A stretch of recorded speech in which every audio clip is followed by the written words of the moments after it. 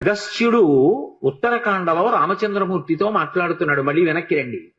అడిగాడు కదూ రామచంద్రమూర్తి, మరి హనుమ యొక్క ప్రభువైనటువంటి సుగ్రీవుడి అన్నగారైన వాలి చేత తరమబడుతూ భూమండలమంతా తిరుగుతున్నా వాలి కన్నా రావణాసురుడి కన్నా బలవంతుడైనటువంటి హనుమ వాలిని ఎందుకు నిగ్రహించలేదు? ఇది రామచంద్రమూర్తి ప్రశ్న.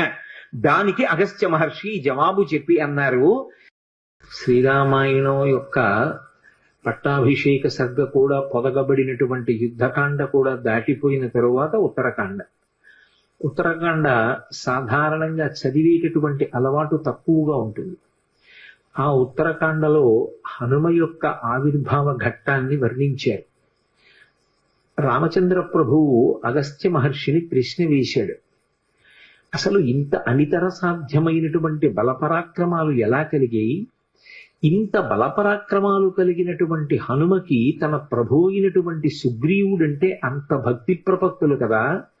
అటువంటి వాడు తన ప్రభువైనటువంటి సుగ్రీవుడు ఆ సుగ్రీవుని యొక్క అన్నగారైనటువంటి వాలి చేత తరమబడితే భూమి చుట్టూ ప్రదక్షిణం చేశాడు తప్ప, ఆ సుగ్రీవుడితో కలిసి తిరిగాడు తప్ప వాలిని నిగ్రహించడానికి ప్రయత్నించలేదు.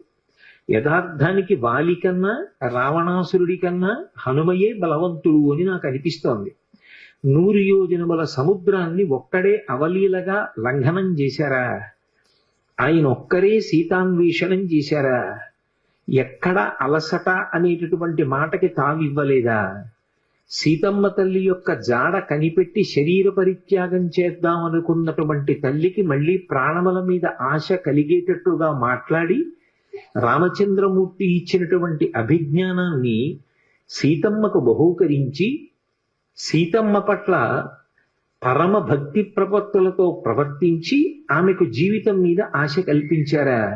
అక్షకుమారుడి వంటి భయంకరమైనటువంటి రాక్షసుణ్ణి సంహరించారా? రావణాసురుడికి తన సందేశాన్ని ఒక్కడే నిర్భయంగా వినిపించాడా?